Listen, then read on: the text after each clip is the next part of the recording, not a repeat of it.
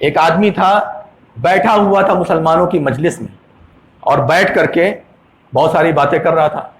تو مسلمان ایک تھے عالم، انہوں نے کہا کہ تم اسلام قبول کر لو، تمہیں بہت علم ہے اور اتنا علم تو ہو گیا ہے تمہیں کہ کون صحیح ہے کون غلط ہے، تم اسلام قبول کر لو. اس نے اسلام قبول نہیں کیا اور چلا گیا. اس کے بعد اس کے دماغ میں ایک بات آئی، آخری اسٹیپ چل رہا تھا اس کا، کسی بھی مذہب میں داخل ہونے کے لیے آخری اسٹیپ چل رہا تھا.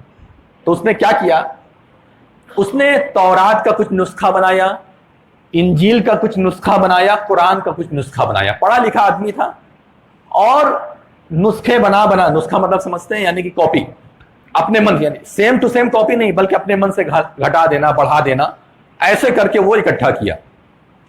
جب اکٹھا کر لیا، کرنے کے بعد یہودی کے پاس گیا، کہا کہ جو تمہارے پاس تلمود ہے یعنی کہ تورات، اس کو عام زبان میں تلمود بولتے ہیں، کہا کہ میں نے کچھ بنایا ہے، کچھ نسخے میں نے بنائے ہیں، ذرا اس کو لے لو، یہ تمہارے بہت کام کی چیز ہے، مستقبل میں فیوچر میں یہ کتاب تمہارے بہت کام آئے گی اور تمہارے بڑے بڑے مسائل کا حل کرے گی. یہودیوں کے عالم نے ان کتابوں کو اٹھایا، دیکھا، الٹا پلٹا، بڑی پسند آئی، اس کو پیسہ دیا، اس نے جو مانگا اجرت اس کو پیسہ دیا اور وہ چلا گیا. یعنی یہودیوں نے ترمیم شدہ کتاب کو ایکسپٹ کر لیا، نئے نئے نسخے جو اس نے اپنے دماغ سے بنا کر کے لائے تھے اس کو ایکسپٹ کر لیا. پھر اس کے بعد انجیل اس نے لکھا تھا، کچھ نسخے انجیل کے بنائے تھے، وہاں گیا، وہاں جانے کے بعد ان کے عالموں کو دکھایا کہ دیکھو میں نے انجیل کا، بائبل کا کچھ نسخہ بنایا ہے، ابھی جو بائبل ہے وہ مکمل نہیں سمجھ میں آتی ہے، اس میں سے کچھ نکالنا پڑے گا، کچھ ہٹانا پڑے گا، کچھ بڑھانا پڑے گا، میں وہ سب کر کے آیا ہوں، اس کو دیکھ لو، اگر اچھے لگے تو تم لے لو. ان کے عالموں نے بھی اس کو دیکھا، الٹا پلٹا مطالعہ کیا، ریڈ کیا، سمجھ میں آیا کہ نہیں بہت اچھا ہے. اس کے بعد اس کی اجرت دی اور رکھ لیا. اب وہ مسلمانوں کے پاس گیا، مسلمانوں کے پاس قرآن کا کچھ نسخہ لے کر کے گیا، الٹا پلٹا کچھ آیتیں نکال دی، کچھ آیتیں بڑھا دی، اپنے حساب سے اس میں گھٹایا بڑھایا، جو جی میں آیا اس نے کیا. مسلمانوں کے پاس گیا، کہا کہ یہ کچھ نسخہ ہے، اس نسخے کو لے لو، اس سے تمہارے مستقبل کے مسائل حل ہو جائیں گے اور تمہارے لیے بہت فائدے کی چیز ہے یہ، اس کا نام تم لوگ قرآن رکھ دو گے تو اور اچھی چیز ہے. اس سے کیا ہوگا کہ لوگ سمجھیں گے یہ قرآن ہے اور تمہارے علم میں اضافہ ہوگا، بہت فائدہ ہوگا تمہیں. مسلمانوں کے علماء نے اس کو اٹھایا، دیکھا، الٹا پلٹا، سب کچھ الٹا سیدھا، کوئی قرآن کی آیت صحیح سے نہیں، قرآن کی آیتوں کے اندر توڑ پھوڑ، قرآن کی آیتیں نکلی ہوئی ہیں، کچھ اس میں ڈالی ہوئی ہیں، کچھ ایسا کچھ ویسا، ترمیم تبدیل سب کچھ اس کے اندر تھے. اس کے بعد مسلمانوں کے علماء نے کہا اپنا نسخہ اٹھا اور یہاں سے بھاگ، یہ سارے نسخے اپنے اٹھا اور اٹھا کر کے لے کر کے جا یہاں سے. یہ اللہ رب العالمین کا قرآن ہے، اِنَّا نَحْنُ نَزَّلْنَا الذِّكْرَ وَإِنَّا لَهُ لَحَافِظُونَ، بے شک ہم نے قرآن کو نازل کیا ہے اور ہم ہی قرآن کی حفاظت کریں گے. بڑے بڑے آئے، بڑے بڑے چلے گئے.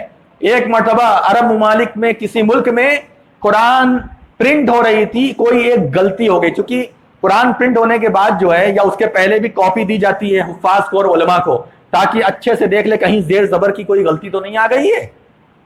ہوا یہ کہ جب پڑھا گیا تو پڑھنے کے بعد کہیں ایک لفظ میں کچھ غلطی آ گئی، اس کو دکھایا گیا، مراجعہ کیا گیا، کنفرم ہو گیا کہ یہ غلطی ہے. اس کے بعد خبر دی گئی، جہاں پرنٹنگ ہو رہی تھی وہاں خبر دی گئی کہ ایسا ہو گیا.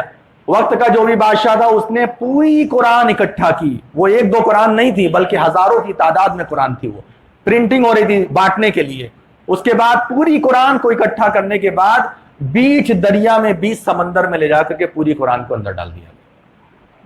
ایک زبر زیر پیش کی اور ایک ایک لفظ کی اللہ رب العالمین نے حفاظت لی ہے اور اللہ رب العالمین نے کر کر کے دکھایا ہے. بڑے بڑے مسائل آئے مسلمانوں کے اوپر، پورا کا پورا ملک تباہ و برباد ہو گیا، اس نے قرآن کو کوئی نقصان نہیں پہنچا پایا. تو آج کون ایسا پیدا ہو سکتا ہے جو قرآن کو نقصان پہنچا سکے؟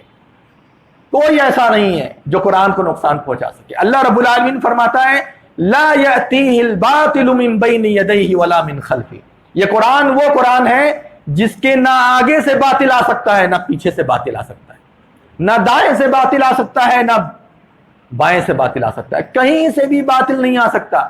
لا یأتیہ الباطل من بین یدیہ ولا من خلفہ تنزیل من حکیم حمید، یہ حکمت والے اور تعریف والے رب کی جانب سے نازل ہوا ہے. یہ قرآن اللہ رب العالمین کا نازل شدہ ہے۔ تو بہرحال میرے بھائیوں، قرآن کی حفاظت تو اللہ تعالیٰ کر لے گا، اس میں آپ بالکل مطمئن رہیے، ذرہ برابر بھی شک کے دائرے میں مت آئیے۔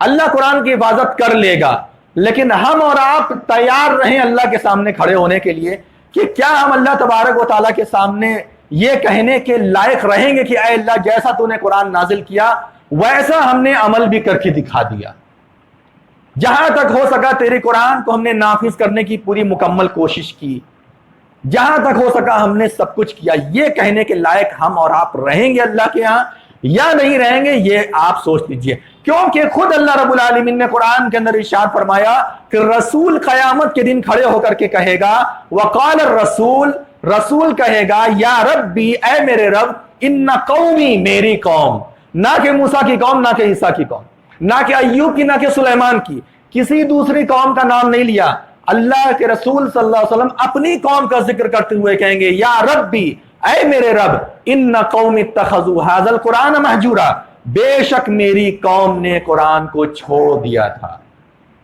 یہ ہمارے نبی کہیں گے، ہمارے بارے میں کہیں گے۔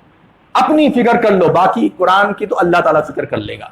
خانہ کعبہ کے اوپر جب مصیبت آئی، عبد المطلب نے کہا خانہ کعبہ اللہ کا ہے، سمجھ لے گا، اونٹ میرا ہے، میرا اونٹ دے دے واپس، اونٹ میرا دے دے، خانہ کعبہ اللہ کا ہے، وہ سمجھے سمجھائے گا، اس کی حفاظت وہی کر لے گا۔ اور کیا اللہ نے علم تری کیف فعل ربک باصحاب الفیل۔ تم اپنی فکر کر لو، یہی ہمارے آپ کے لیے کافی رہے گا۔ اللہ رب العالمین ہم تمام لوگوں کو ان باتوں پر عمل کرنے کی توفیق عطا فرمائے۔